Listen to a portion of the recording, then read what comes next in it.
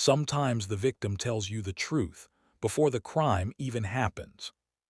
24 hours before his death, Charlie Kirk looked straight into the camera during a live stream and said words that now feel haunting.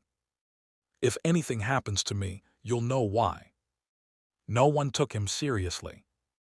No one imagined that within a day, his voice would be silenced, and a 23-year-old student named Tyler Robinson would become the face of one of America's most chilling modern-day assassinations.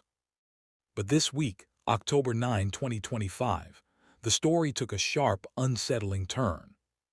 Political commentator Candace Owens has gone public with explosive new claims. She says Charlie predicted his own death because he had begun to receive threats tied to an upcoming investigation, one that could have exposed powerful donors and an international lobbying network. Owens insists the FBI is hiding critical footage, specifically a door cam clip showing a woman beside the suspected shooter on the night of the attack. "They buried it," she said in a live stream viewed over 5 million times. "They know Tyler wasn't acting alone." If that's true, the case isn't solved, it's been rewritten. Meanwhile, prosecutors are clinging to their version: a lone gunman, a political motive, an airtight trail. But cracks are forming. New reports show investigators reconstructed Tyler's route across the Utah Valley University campus using surveillance cameras. But there's a 17-minute blackout in the footage. That missing window is long enough to meet someone, exchange a weapon, or be handed instructions. And the defense team knows it. They're quietly filing motions to force the FBI to release raw digital backups, the ones that might prove tampering. Legal analysts are already warning that evidence secrecy could become the biggest scandal since Watergate. Tyler himself sits in isolation, under what officials call special security housing. He hasn't appeared in person since the first hearing. His voice, the only one that could explain what really happened, has been locked behind reinforced doors and grainy Zoom calls. "Every assassin leaves a trail," one retired agent told reporters. "But when the trail keeps changing, someone's cleaning it." As we open this new chapter, the central question shifts. Was Tyler Robinson a killer driven by ideology, or a pawn in a much larger plan? Because if Candace Owens' claims are even partly true, this wasn't just a murder, it was a message, written in blood, meant for everyone watching. In every case file, there's a page that someone didn't want us to read. The official timeline says Tyler Robinson walked across Utah Valley University's campus, entered the east lot at 8:12 p.m., and disappeared into the night. What it doesn't explain is why 3 campus cameras that should have caught his next moves went dark at the exact same moment. Investigators call it a temporary network error. But cybersecurity analysts reviewing the logs say the outage wasn't random. It was triggered manually. One expert told reporters, "You need clearance to override that system. Students don't get that." That's where the story turns dark. According to newly leaked internal emails obtained by an independent reporter, one frame, just one, from a side door camera survived the blackout. It shows a female figure, blurred, stepping into the passenger side of a compact car. The timestamp, 8:21 p.m., 9 minutes after Tyler was last seen. Candace Owens claims that's the image the FBI suppressed. She calls the woman the handler, someone who guided Tyler to the scene, handed him the weapon, then vanished before the first siren even wailed. The Bureau hasn't confirmed or denied the footage exists, which only fuels the fire. Meanwhile, new details are surfacing about what happened after those dark minutes. At 8:39 p.m., a motion-activated camera near an underground service tunnel flickered on, catching a shape moving fast, clutching what looked like a backpack. Analysts traced that route to a storm drain that opens near the freeway. a perfect escape line, or a handoff zone. "He didn't look like a man fleeing," said one witness who saw someone matching Tyler's build that night. "He looked like a man who just finished his part." If that sounds orchestrated, you're not alone. The defense has now demanded every second of raw footage, including server-level cache files, a bold move that could expose either incompetence or a cover-up. Because if the missing 17 minutes were erased on purpose, it means someone else was on campus, someone powerful enough to edit the narrative before the world saw it. And here's the twist. Sources inside the Utah County Prosecutor's office hint that the mysterious female figure may have been identified, but her name remains sealed under a national security clause. What could possibly link a local student murder to national security? "That's not secrecy," said one former agent. "That's protection." The deeper investigators dig, the more the evidence starts looking like a choreographed disappearance, not of a suspect, but of the truth itself. And as more people demand to see that missing footage, the bigger question grows. What if the real crime wasn't the killing, but the erasure of what really happened? Every secret has a price. The question is, who's paying it? When the cameras stopped flashing and the case slipped from national headlines, something strange began happening behind closed doors. Meeting, transfers, silence. A leak from inside the Utah County Clerk's office revealed that 2 sealed documents were added to Tyler Robinson's case file, just hours before the hearing that was supposed to go public. No one knows what's in them, but the timing and the signatures tell a story on their own. One signature belonged to a private sector lawyer, with no record of representing Robinson or the state. The second, a Department of Justice liaison. The paper trail vanishes right there.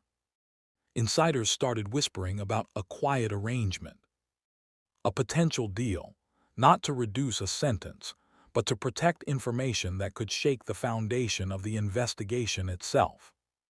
At the same time, an unverified memo leaked on X, formerly Twitter. It described a meeting between a state prosecutor and an interested donor, just 2 days before Charlie Kirk's murder. That donor allegedly funded community projects connected to both the university and a lobbying group now under scrutiny. The connection: Tyler worked part-time at one of those projects. If money moved, motive moved with it, one analyst said. It gets darker. A former staffer, whose voice was altered for protection, told a podcast this week that Robinson's original public defender backed out after receiving a call from someone who wasn't in law enforcement. The next day, a new legal team stepped in, paid through an anonymous foundation account. Coincidence? Maybe. But the pattern looks more like chess than chance. Meanwhile, those who keep digging are being warned off. A small independent outlet in Salt Lake City reported that 2 of its editors received cease and desist letters after requesting unredacted surveillance data. And yet, every threat only fuels more questions. Who's being protected? And why does every trail of evidence seem to lead back to money, power, and politics? Forensic experts are also puzzled by a secondary fingerprint found on one of the sealed envelopes, a partial match to a federal contractor. Not a student. Not Tyler. A contractor. That discovery could explode everything if verified. It suggests that someone with government clearance may have touched evidence long before it ever reached court. "That's not contamination," said one former FBI tech. "That's choreography." And maybe that's the real story. That this entire tragedy was never about one young man and one public figure, but about the deal behind the curtain. A deal that traded justice for silence. The truth doesn't disappear. It just waits for someone brave enough to say it out loud. As the court filings grow thicker, one thing grows clearer. This was never just about Tyler Robinson. It was about control. Who owns the story? Who decides what we get to see? Last night, new reports broke that the FBI has reclassified several files in the Kirk investigation under a national interest clause. That means even journalists can't access them now, not without clearance from Washington. So what's inside those files? Why protect them if this was a simple murder case? Inside the Utah County Jail, Tyler remains in isolation, seen only through a pixelated video feed. His lawyers claim he's being kept from speaking to the press for his safety. But critics argue the real reason is simpler. Keeping him silent protects everyone else. And now, just this week, sources say Tyler's psych evaluation was quietly postponed. The reason? Administrative rescheduling. Yet one official anonymously admitted that Tyler told staff, "They promised it would end if I stayed quiet." What does that mean? End how? Was he being threatened, coerced, or was he offered a deal, a way out if he played along with the story being told? Meanwhile, more whispers emerge from those who once knew him. A classmate described him as a follower, not a fighter. A neighbor recalls men in black SUVs parked down their street for days after the arrest. None of them have been questioned.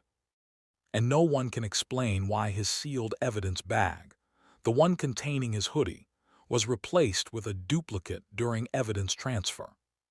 The chain of custody broke, a retired prosecutor said. When that happens, the truth breaks with it. So here where we stand today. A political commentator dead. A young man isolated. A system shielding files under national secrecy. And a story that keeps rewriting itself every time the light gets too close. Maybe Tyler Robinson pulled the trigger. Maybe he didn't.